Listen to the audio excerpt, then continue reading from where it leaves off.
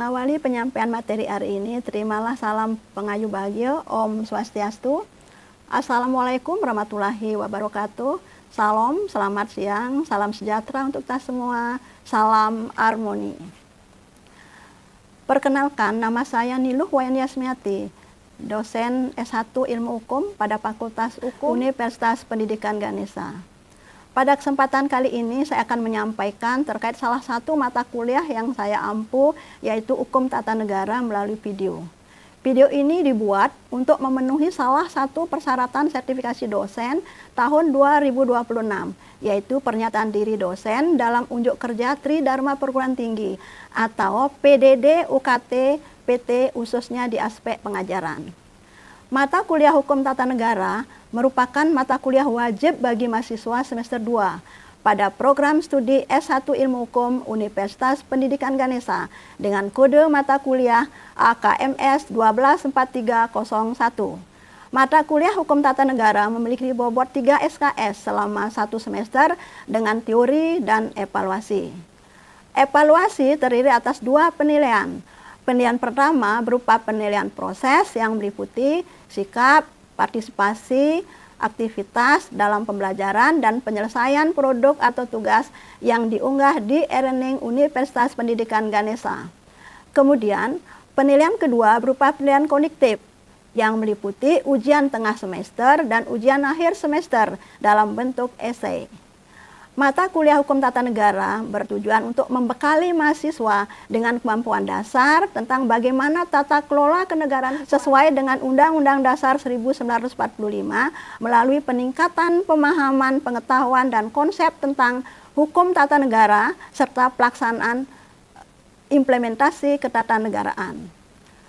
Jumlah waktu pertemuan sebanyak 16 kali atau selama 16 minggu tatap muka, dengan rincian waktu 14 kali pertemuan pemaparan materi, 2 kali pertemuan ujian tengah semester di minggu ke-8 dan ujian akhir semester di minggu ke-16.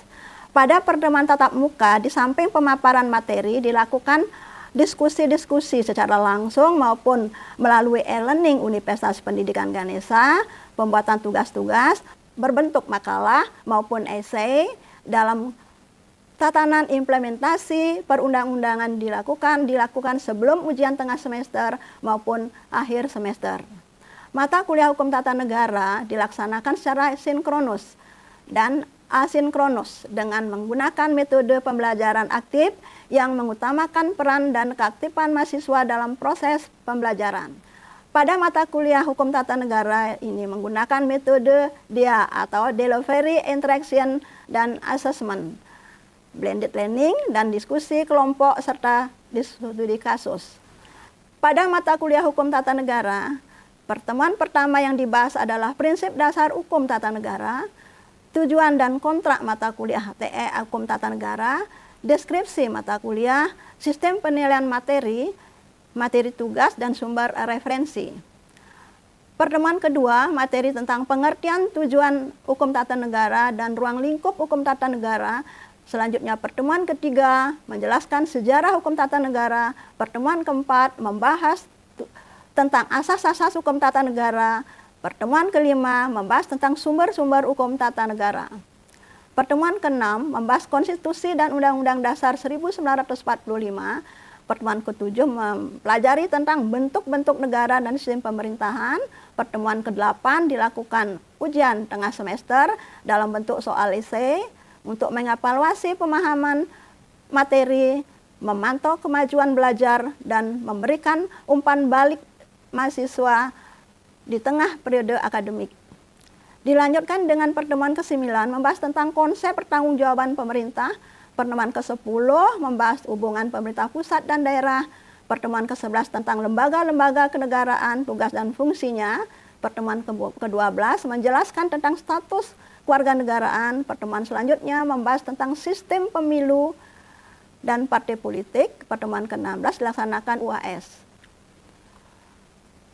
Adapun capaian pembelajaran lulusan atau CPL program studi S1 Ilmu Hukum yang dibebankan pada mata kuliah Hukum Tata Negara yang telah tertuang dalam RPS yang sudah divalidasi oleh Ketua jurusan dan ketua prodi antara lain: 1.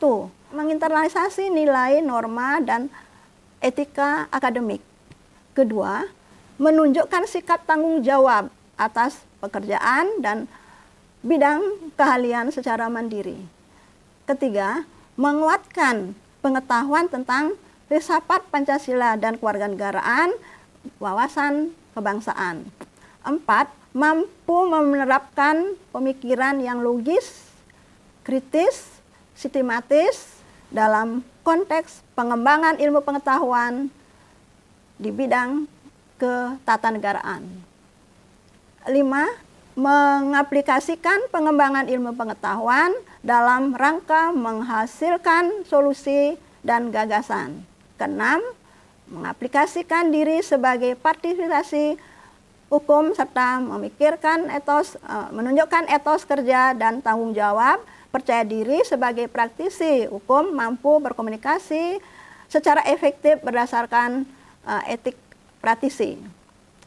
Selanjutnya, untuk capaian pembelajaran mata kuliah, mahasiswa diharapkan mampu menguasai materi, prinsip dasar, pengertian-pengertian, tujuan sumber-sumber hukum, konstitusi, hubungan pemerintah pusat dan daerah, serta menguatkan sistem pemilu, menguasai sistem pemilu dan partai politik serta HAM. Selanjutnya, mampu menjelaskan sejarah hukum dan pertanggungjawaban Presiden menurut Undang-Undang Dasar 45 dan sistem otonomi daerah, dan mampu memahami asas-asas hukum tata negara, bentuk negara, dan sistem pemerintahan. Konsep pertanggungjawaban pemerintah dan tentang kewarganegaraan, dan mampu mengerjakan UTS dan UAS. Referensi utama dalam mata kuliah ini mengacu pada buku Hukum Tata Negara, karya ahli, serta artikel jurnal bereputasi yang memiliki nilai kebaruan agar mahasiswa mampu mengikuti perkembangan ilmu pengetahuan di bidang ketatanegaraan. Beberapa referensi sudah kami cantumkan dalam RPS. Kriteria penilaian dan pembelajaran mata kuliah Hukum Tata Negara yaitu aktivitas, partisipasi, penilaian hasil, penilaian tugas atau produk, unjuk kerja, dengan kriteria baik, sedang, dan kurang.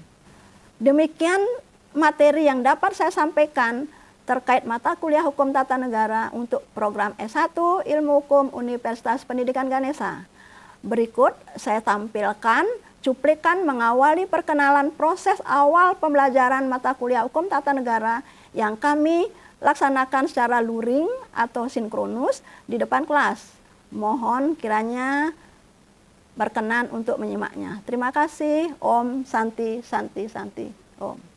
Seperti biasa mengawali perkuliahan kita berdoa terlebih dahulu. Silakan Korti untuk mengantarkan doa untuk hari ini. Semoga perkuliahan awal ini diberikan kelancaran dan kemudahan. Silakan.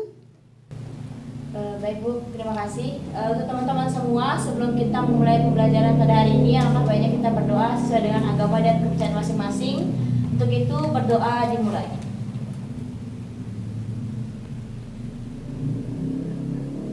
Berdoa selesai. Ya, baik, terima kasih. Selamat siang adik-adik, apa kabar? Ya, baik ya, jadi kabar baik dan berbahagia tentunya. Apakah adik-adik tahu pertemuan kita hari ini untuk tujuan apa? Ya, baik ya. Kita akan belajar hukum tata negara yang memang materi wajib yang disampaikan kepada adik-adik sebagai mahasiswa prodi hukum ya. Dan Ibu juga perkenalkan diri karena dalam mata kuliah awal yang adik harus dapatkan dan di semester 2, maka Ibu perkenalkan diri. Nama Ibu adalah Niluh Weniasmiati MPD ya, dosen ilmu hukum ya, prodi hukum, Fakultas Hukum dan Ilmu Sosial Universitas Pendidikan Ganesha. Nah, sebelum kita berlanjut, Ibu aturkan pengjali umat. Om Swastiastu. Om Swastiastu. Assalamualaikum warahmatullahi wabarakatuh. Waalaikumsalam warahmatullahi wabarakatuh. Salam. Salam sejahtera untuk kita semua. Salam harmoni. Salam harmoni. Baik adik-adik, terima kasih atensi adik-adik sudah hadir semua. Hari ini Ada yang Adik Korti, ada yang tidak masuk hari ini? Hadir semua Ibu. Ya baik, terima kasih ya. Jadi perkuliahan awal dari hari ini itu harus semuanya hadir ya, karena adik-adik harus mengenal awal dari materi ini apa ya. Jadi tidak boleh adik-adik itu di awal perkuliahan itu izin ya. Baik adik-adik, untuk menyingkat waktu supaya adik jelas apa itu hukum tata negara sesuai dengan surat dekan Fakultas Ilmu Sosial dan Ilmu Politik ya, Fakultas Hukum dan Ilmu Sosial. Ya, jadi materi hukum tata negara ditugaskan diberikan kepada mahasiswa semester 2 dengan agenda seperti ya. Baik adik-adik, sebelum adik-adik mengetahui hukum tata negara sebagai mata kuliah wajib di adik-adik dapatkan di semester 2, ini perlu ibu adik-adik ketahui tentang sistem penilaian ya. Terutama ini yang adik-adik ketahui, bahwa sistem penilaian kita menurut penilaian dari bobot-bobot itu sudah jelas, itu adalah penilaian tentang proses bobot, tentang proses itu bobotnya 60%. Apa itu penilaian proses? Itu adalah sikap ya. Sikap adik-adik dalam mengikuti pembelajaran. Apakah adik itu hadir? Kedua, kehadiran, sikap keaktifan juga di dalam ini, partisipasi dan menyelesaikan tugas. Ya, itu adalah penilaian proses namanya, itu bobotnya 60%. Jadi harus adik mengetahui itu dulu, bahwa kehadiran, keaktifan dan penyelesaian tugas-tugas itu harus adik selesaikan terlebih dahulu dan harus dapat perhatian. Nah, tentang penilaian produk ya, bobot itu adalah 40%, itu adalah ujian tengah semester dan ujian akhir semester. Nah, biasanya ibu memberikan ujian tengah semester maupun ujian akhir semester itu bentuknya soalnya esai ya. Jadi esai mengajari ibu bagaimana kita menganalisis sesuatu masalah atau sesuatu kasus, karena adik-adik itu tidak lepas dengan belajar tentang kasus atau masalah. Kalau kita belajar di ilmu hukum ya, di prodi ilmu hukum, karena kita dalam penyampaian materi itu yang paling banyak itu adalah penyelesaian masalah ya dari berbagai agenda materi pembelajaran. Jadi itu ya adik-adik, jadi cara penilaian ibu di dalam skor persentilnya seperti ini ya adik-adik. Nah, adik-adik untuk mendapat nilai A itu harus ini ya, dapat nilai dulu 90 ya, baru dapat nilai A. Nah itu prinsip-prinsip dasar dari hukum tata negara itu adalah, nah itu jadi merupakan landasan fundamental ya, landasan fundamental yang memang di sini mengatur organisasi negara. Nah, kalau kita bicara organisasi negara, apa yang termasuk dengan organisasi negara? Organisasi negara? Ya, silakan. Baik Ibu, perkenalkan nama saya Gabriela Shelin Bormunte. Di sini saya akan menjelaskan terkait organisasi atau lembaga negara yang saya ketahui. Baik, organisasi atau lembaga negara yang utama itu terbagi dalam beberapa bidang. Itu ada Majelis Permusyawaratan Rakyat atau MPR, ada Dewan Perwakilan Rakyat atau DPR, ada Dewan Perwakilan Daerah atau DPD, ada Presiden dan Wakil Presiden, ada Mahkamah Agung, ada Mahkamah Konstitusi, dan ada Komisi Yudisial dan Badan Pemeriksa Keuangan atau BPK. Nah, yang saya ketahui cukup saja Ibu. Terima kasih. Baik, terima kasih Ella sudah tadi menanggapi tentang pertanyaan Ibu terkait dengan organisasi negara, dan di dalam organisasi negara itu ada struktur ya. Adik-adik sudah ketahui itu ada pimpinan, sub-sub bagian, sub-sub bidang, di situ namanya struktur kelembagaan. Nah, mekanisme dalam kekuasaan itu juga ada mekanismenya dalam pengelolaan kenegaraan, tidak sembarang ya dalam mengelola negara ya. Dalam mengelola negara itu adalah sangat rumit ya, sehingga tidak harus hati-hati di dalam menjalankan kekuasaan, tugas dan fungsi, serta bagaimana hubungan antara negara dengan warga negara. Nah, adik-adik ketahui hubungan warga negara dengan negara itu misalnya dalam bidang apa? Silakan ya. Jadi itu misalnya dalam bidang pembayaran pajak, tentang penuntutan hak dan kewajiban, itu kan ada ya di dalam hubungan negara dengan warga negara ya, berdasarkan konstitusi. Jadi semua tata kelola negara itu adalah berdasarkan konstitusi. Nah, konstitusi kita itu apa? Apa adik-adik konstitusi kita? Undang-Undang Dasar 1945 ya.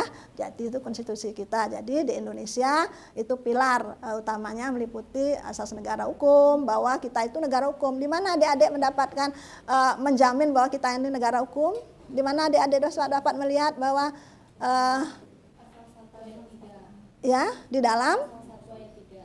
di dalam Undang-Undang Dasar 45 bahwa negara kita itu adalah negara hukum ya, berdasarkan ini hukum atas asas hukum ya. Jadi kita belajar hukum tata negara, adik-adik harus belajar lebih dahulu Undang-Undang Dasar 45 karena itu adalah dasar hukum kita melangkah untuk mengetahui bagaimana mengelola negara itu ya, adik-adik ya.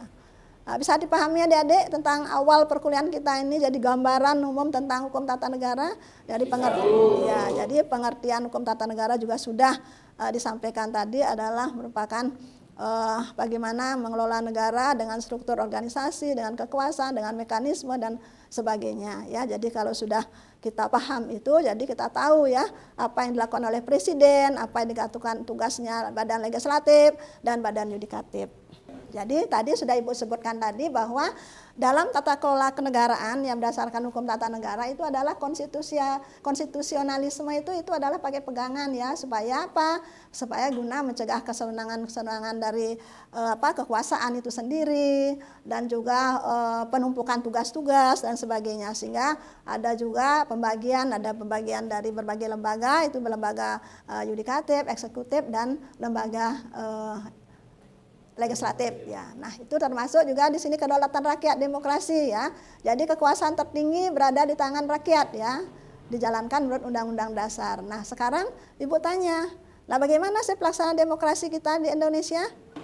Pelaksanaan demokrasi kita di Indonesia itu bagaimana ya? Ya, boleh ini siapa dulu? Yang angkat tangan, yang raise hand siapa? Boleh, Dharma dulu, boleh ya. Bagaimana sih pelaksanaan demokrasi kita di Indonesia? Baik Bu, terima kasih. Perkenalkan, nama saya Darman Teluku. Di sini saya akan menjawab bagaimana konsep demokrasi di Indonesia. Nah, menurut yang saya ketahui di Indonesia sendiri, konsep yang digunakan untuk demokrasi itu adalah pemilihan umum Bu, di mana kedaulatan tertinggi itu sesuai pada undang-undang yang Ibu telah jelaskan bahwa kedaulatan tertinggi itu adalah di tangan rakyat. Terima kasih Bu.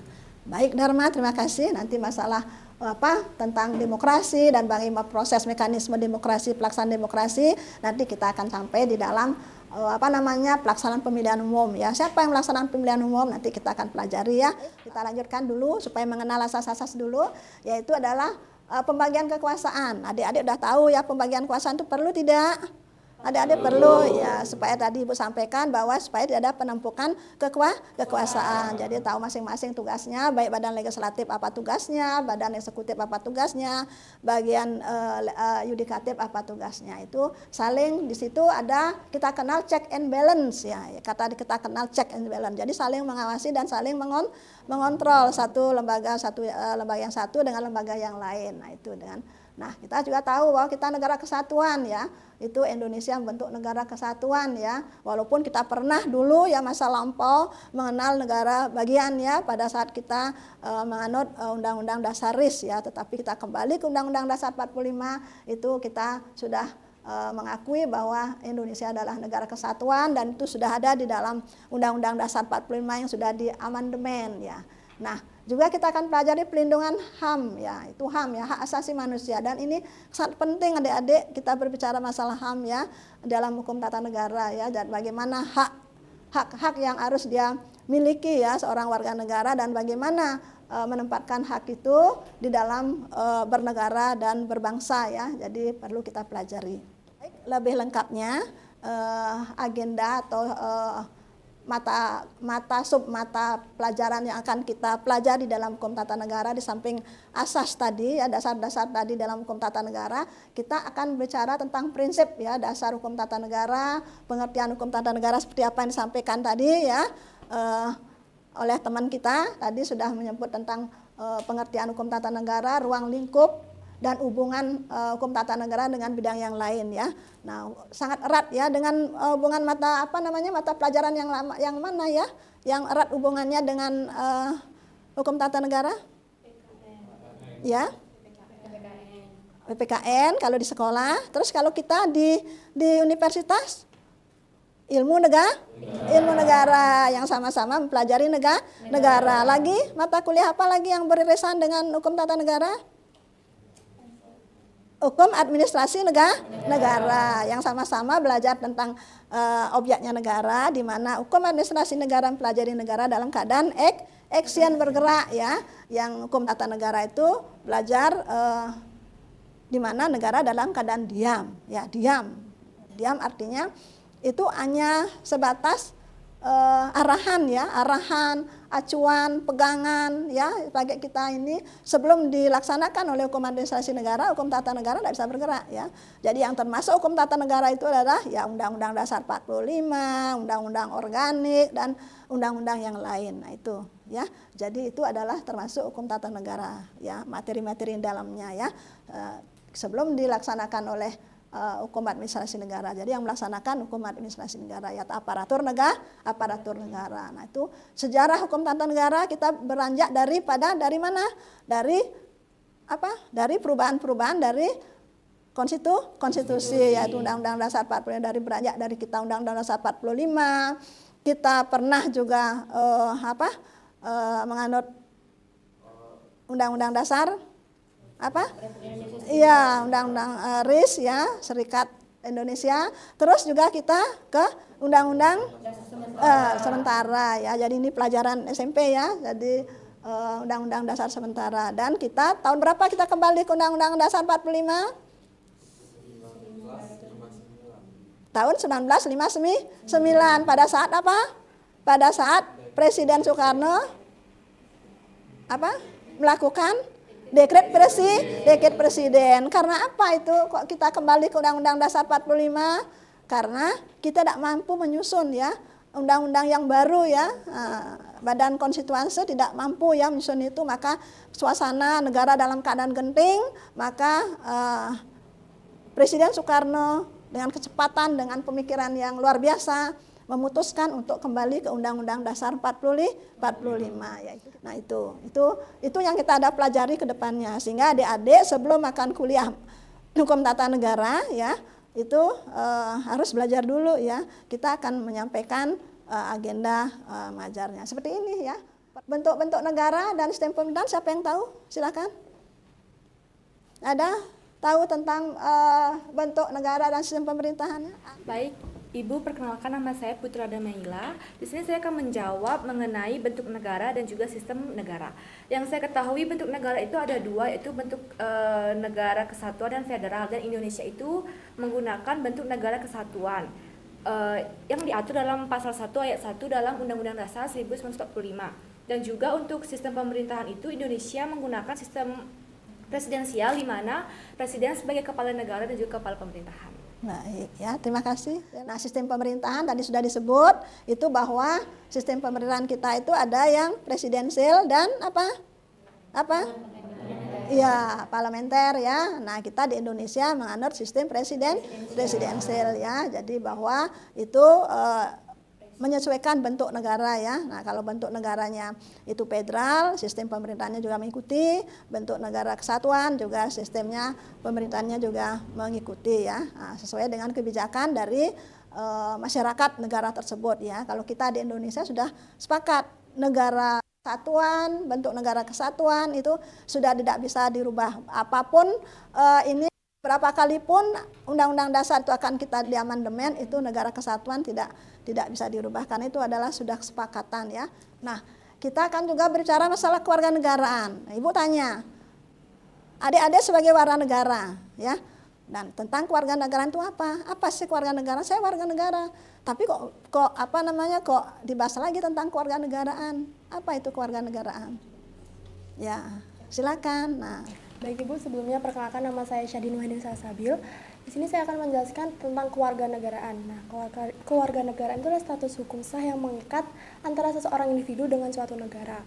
Nah, di sini status hukumnya bukan sekedar identitas, melainkan sebuah ikatan yang memicu adanya hak dan kewajiban timbal balik.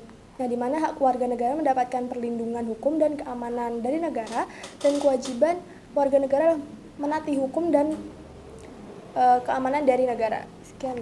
Ya, baik, terima kasih. Kalau kita bicara masalah kewarganegaraan itu adalah memberikan status ya kepada seseorang ya. Jadi setiap orang itu harus punya kewarganegaraan, tidak boleh tidak punya kewarganegaraan. Tadi juga sudah dijelaskan kenapa kita perlu kewarganegaraan, supaya mendapat perlindungan oleh negara. Jika kita mendapat musibah dalam di luar negeri misalnya ya, di luar negara kita berkunjung misalnya jadi tenaga kerja di luar negeri, nah supaya dapat perlindungan. Jadi supaya kita mendapatkan haknya itu ya. Jadi di samping dengan kewarganegaraan itu kita akan bicara masalah nanti sistemnya ya dalam pemberian kewarganegaraan itu ada asas di situ ya. Ada namanya asas ius soli, ada namanya asas ius sanguinis. Nah, apa masalahnya? Ada dua masalah itu ya, asas ius sanguinis, ius soli, yang mana yang menguntungkan bagi mereka. Nah itu, nah kita di Indonesia menganut asas apa itu ya. Jadi itu kita akan pelajari ke depannya sehingga adik-adik tahu tentang kewarganegaraan. Jika nanti adik melakukan perkawinan campuran, status kewarganegaraan anak itu seperti apa, keluarga itu seperti apa ya. Nah itu. Nah, begitu juga sistem pemilu nanti. Nah, ini tadi sudah kita bicara di dalam asas demokrasi. Di sinilah jadi pelaksanaan demokrasi yang benar ya, yang benar, yang kita masyarakat melaksanakan kedaulatannya ya di pemilu ini ya. Jadi betul-betul kedaulatan rakyat itu dilaksanakan melalui pemilu dengan bebas, rahasia ya, itu sehingga memilih pemimpin melalui pemilu, memilih pemimpin yang benar yang dapat memberikan suatu tercapai tujuan negara yang seadil-adilnya ya, adil, sejahtera dan memberikan suatu kepastian ya itu. Jadi sistem pemilu ya dengan partai politik ya, kita tahu. Adik kenal partai politik? Sudah pernah mencoblos? Sudah ya, pernah berapa kali? Baru 1 kali ya. Gimana perasaannya? Memilih pemimpin yang memang betul-betul dapat melaksanakan tugasnya dengan baik. Nah, partai politik juga begitu ya. Partai politik juga punya tujuan. Nah, partai politik itu merupakan suatu organisasi ya yang punya tujuan. Di situ ada visi misi juga partai politik, dan itu juga partai politik di Indonesia juga banyak apa sedikit? Banyak ya. Banyak. Di situ adalah gudangnya calon pemimpin sehingga partai politik itu harus harus transparan, harus memilih kader-kadernya harus benar, melakukan seleksi dan sebagainya. Nah itu ya, itu yang kita akan paparkan sejelas-jelasnya di dalam materi hukum tata negara yang pertemuan kita nanti berapa? 16 kali pertemuan. Di selama 16 kali pertemuan itu ada di tengah-tengah di pertemuan ke-8 kita melakukan UTS ya, ujian tengah semester dalam soal esai ya, berikan soal esai, begitu juga UAS karena itu merupakan suatu evaluasi sumatif ya, menilai seberapa adik-adik memahami tentang materi yang disampaikan. Nah, itu juga tentang HAM. Nah, kalau HAM ini menarik ya, kalau adik-adik kalau nanti kita bahas HAM, hak asasi manusia ya. Jadi sejarah hak asasi manusia itu karena apa ya? Sehingga sekarang hak asasi manusia itu sangat penting ya kita bahas karena itu mendapatkan hak seseorang bahwa manusia itu adalah kodrat ya, yang di dalam dirinya itu ada hak ya, hak untuk hidup, hak untuk hak untuk berbicara, hak untuk berkreasi ya, yang positif ya. Nah, itu yang Ibu sampaikan untuk pertemuan pertama. Jadi perkenalan Ibu dengan adik-adik dan perkenalan agenda pembelajaran supaya adik tahu apa saja yang termasuk agenda pembelajaran dalam hukum tata negara. Nah, seperti itu tadi ya. Nah, jadi termasuk juga tentang kelembagaan negara juga kita akan bahas ya di dalam hukum tata negara. Oke. Ya, sekian yang Ibu sampaikan materi hari ini. Semoga adik-adik semangat ya mengikuti hukum tata negara, mata kuliah hukum tata negara, karena mata kuliah hukum tata negara seperti awal Ibu sampaikan adalah mata kuliah wajib dengan bobot 3 SKS ya, besar. Kalau adik-adik mendapat nilai A sudah 3 kali 4 berapa sudah itu? Berapa? 12. Jadi semua mata kuliah 5 mata kuliah kalau mendapat 12 kali 5 berapa itu ya? Dapat nilai A ya. Jadi itu nilainya ya, jadi 3 nilai bobot dari mata kuliah. Kalau mata kuliah dengan bobot SKS 3 itu luar biasa. Kalau dapat A ya, sehingga 3,5 tahun nanti adik-adik selesai berkuliah. Nah itu Ibu akhiri dengan Prama Santi. Om Santi Santi Santi Om. Assalamualaikum warahmatullahi wabarakatuh. Salam harmoni. Salam harmoni.